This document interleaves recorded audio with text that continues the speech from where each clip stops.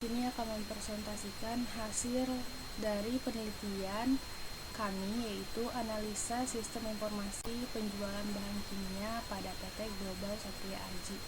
Saya Putriana Siaan dengan NIM 1900417. Maksud dan tujuan. Maksud dari penelitian ini adalah untuk menerapkan ilmu yang kami dapat selama perkuliahan dengan membahas metode penelitian yang berjudul analisa sistem penjualan bahan kimia pada PT Global Satria Aji, sehingga kami dapat menjelaskan manfaat dari sistem pencatatan yang dibuat, antara lain: 1. Agar kami dapat menerapkan ilmu yang didapat dan mempraktekkan pada permasalahan yang ada. Kedua, mengembangkan opini penulis untuk selalu percaya diri dengan kemampuan diri sendiri. Ketiga, untuk menambah pengetahuan serta wawasan mengenai sistem informasi.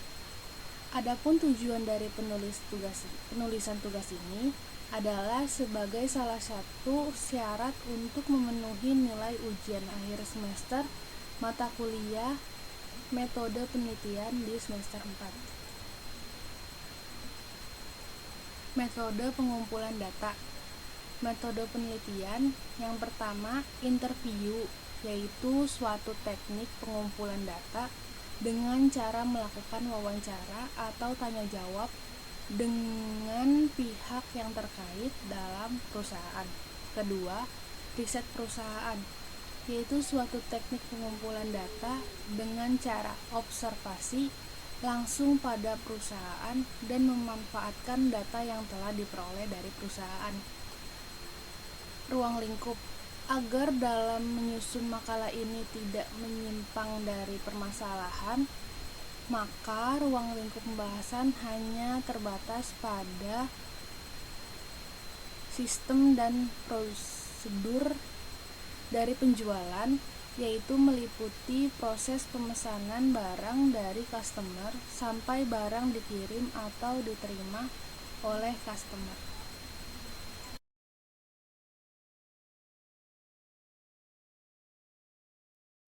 Assalamualaikum warahmatullahi wabarakatuh. Saya Maya Pertiwi dengan NIM 1119057. Di sini saya ingin menjelaskan sejarah perusahaan PT Global Satria Aji atau GSA didirikan pada tahun 1999 dan merupakan authorized dealer resmi dari Max Chemical, yaitu bahan kimia untuk kebutuhan analisa laboratorium, bahan baku produksi, analisa air dan makanan, mikrobiologi, kromatografi, serta hygiene monitoring. Perusahaan memiliki visi dan misi.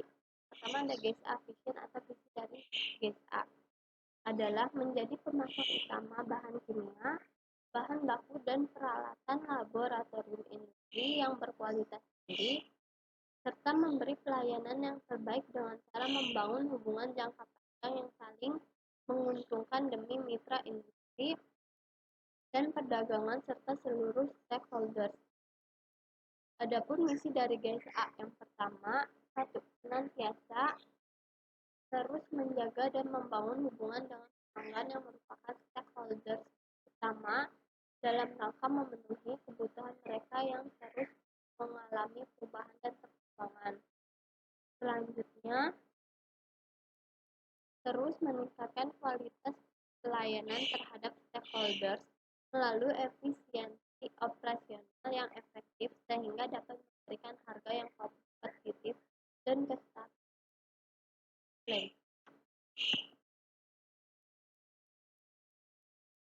Berikutnya ada struktur dari PT Global. Ada direktur, ada penanggung jawab teknik IPAK, ada apoteker, penanggung jawab PBF. Selanjutnya ada finance dan accounting, sales dan marketing, serta logistik. Logistik memiliki beberapa bagian: delivery, purchasing, dan warehouse.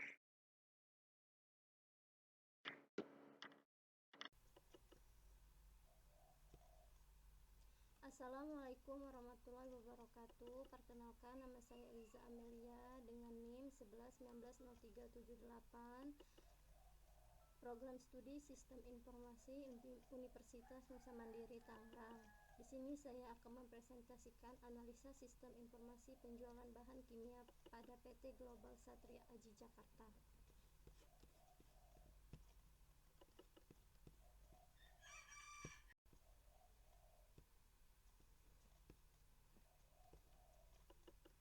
Proses bisnis berjalan. Customer meminta penawaran harga kepada sales. Sales mengidentifikasi customer apakah termasuk customer baru atau customer lama. 1. Jika customer baru, maka customer harus melengkapi data kepada perusahaan. Maka, sales akan memberikan forum kepada customer untuk melengkapi data. Setelah data terlengkapi, maka customer memberikan forum tersebut kepada bagian akunting untuk melakukan input data. Jika data tersebut sudah lengkap, maka akunting akan menginput data customer, dan jika data tersebut belum lengkap, maka akunting akan memberitahukan kepada sales bahwa data belum lengkap, dan sales akan meminta customer untuk melengkapi data kembali. Setelah data terlengkapi, sales akan memberikan kembali kepada akunting untuk melakukan input data customer. Setelah data diverifikasi, sales memberikan penawaran harga. 2. Jika customer lama, maka sales langsung memberikan penawaran harga. Jika kedua pihak telah mencapai kesepakatan dalam tawar-menawar dan customer melakukan pesanan, jika dalam syarat pemesanan customer diharuskan untuk membayar DP, maka customer melakukan pembayaran DP kepada bagian akunting. Setelah akunting menerima pembayaran DP dan memverifikasi pembayaran, maka sales akan memberikan pesanan penjualan.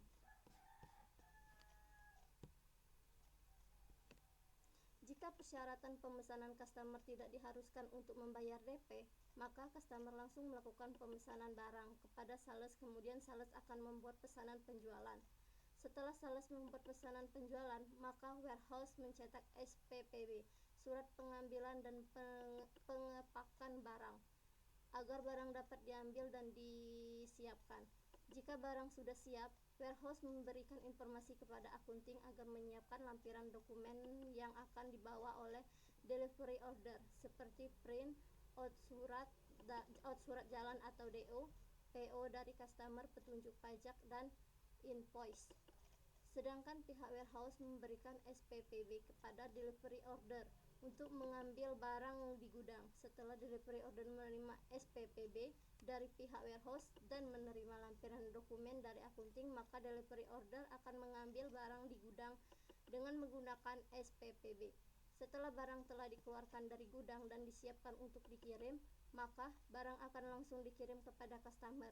Setelah SPPB diterima kembali oleh warehouse, maka SPPB akan diarsipkan sebagai bukti atau bahwa barang telah keluar.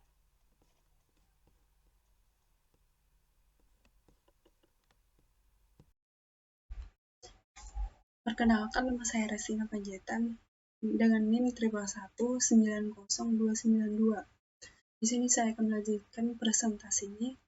Jika delivery order telah sampai di tujuan, maka delivery order membantu customer untuk menurunkan barang, lalu delivery order memberikan dokumen yang telah dibuat oleh akunting, surat jalan DO, PO dari customer, faktur pajak, dan invoice. Customer mengecek barang. Jika barang sudah sesuai dengan permintaan, customer memberikan tanda terima barang dan melakukan pembayaran atau tukar faktur. Setelah semuanya selesai, delivery order membuat laporan pengiriman, tagihan, atau tukar faktur tersebut untuk diberikan ke akunting. Akunting mengecek dokumen yang telah diberikan. Jika sudah sesuai, maka dokumen tersebut dapat diarsipkan. Di sini ada gambar diagram activity sistem berjalan atau use case diagram. Use case sales menu pemeliharaan. Ini ada berikut gambarnya. Lalu deskripsi use case diagram, sales mengakses menu pemeliharaan. Use case name, mengakses menu pemeliharaan primary after sales. Main flow atau basic path. Yang pertama, sales mengakses menu pemeliharaan. Yang kedua, sales mengakses master customer. Yang ketiga, sales mengecek daftar customer. Goal, sales dapat mengakses menu pemeliharaan dan dapat mengecek daftar customer.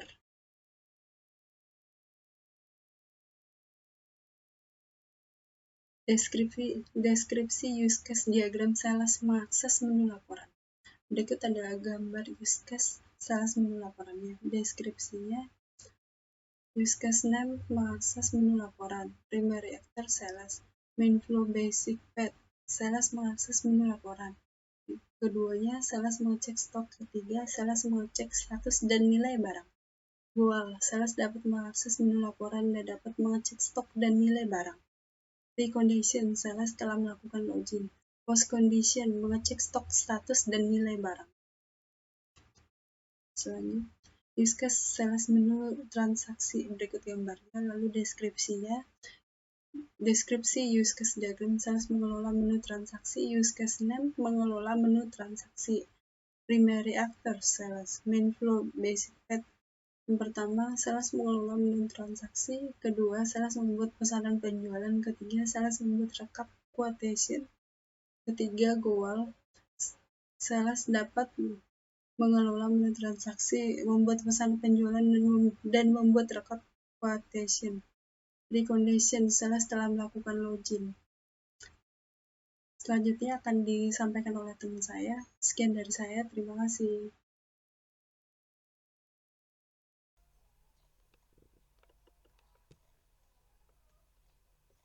Di sini ada use case warehouse menu transaksi. Di sini bisa kita lihat ada warehouse. Warehouse disebut aktor atau pelaku garis penghubung login, mengakses menu pemeriksaan, mengakses menu transaksi, extend, menggambarkan event atau kegiatan yang bisa dilakukan setelah event atau kegiatan sebelumnya.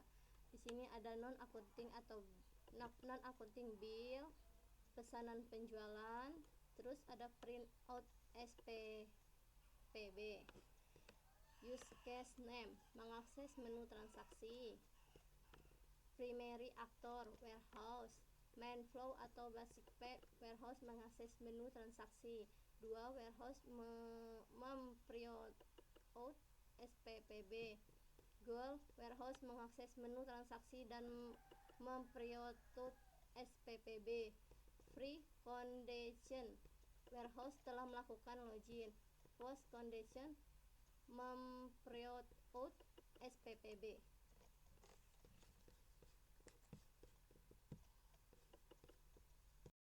Di sini ada use case untuk menu pemilihan. Deskripsinya, use case name-nya mengakses menu pemilihan. Primary actor-nya accounting. Main flow-nya 1. Accounting mengakses menu pemilihan. 2. Accounting menginput data customer. Goals-nya, accounting dapat mengakses menu pemeliharaan dan menginput data customer. Pre-condition-nya, accounting telah melakukan login. Post-condition-nya, menginput data. Selanjutnya ada use case untuk transaksi. Ini kegiatan kedua dari accounting. Tugas kedua dari accounting. Deskripsinya, use case name, mengakses menu transaksi. Primary actor-nya masih accounting. Menu flow atau basic path-nya accounting mengakses menu transaksi.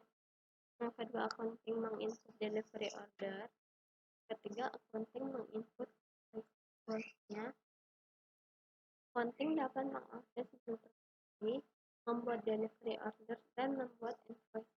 Pre-condition-nya, accounting telah melakukan login. Post-condition-nya, membuat delivery order dan invoice. Selanjutnya ada use case accounting. Ini bisa dibilang tugas terakhir dari accounting. Deskripsi dari use case-nya adalah use name-nya mengakses menu laporan. Primary actor-nya masih accounting. Main flow-nya accounting mengakses menu laporan. Accounting mengecek stok. Dan yang terakhir, accounting input laporan penjualan. Goals-nya, accounting dapat mengakses menu laporan dan dapat mengecek stok dan input laporan penjualan. Pre-condition-nya, di sini harusnya accounting. Accounting telah melakukan login. Post condition-nya, mengecek stok dan membuat laporan penjualan. Selanjutnya akan dijelaskan.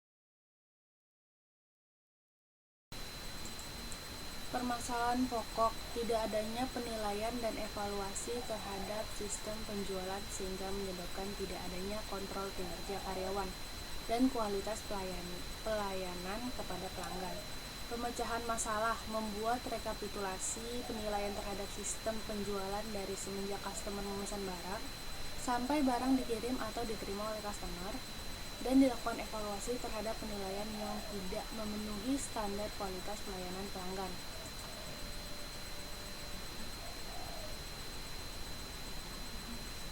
Kesimpulan dari penulisan tugas ini, maka penulis menarik beberapa kesimpulan bahwa sistem penjualan adalah sistem yang melibatkan sumber daya dalam suatu organisasi, prosedur, data, serta sarana pendukung untuk mengoperasikan sistem penjualan, sehingga menghasilkan informasi yang bermanfaat bagi pihak manajemen dalam pengembalian keputusan.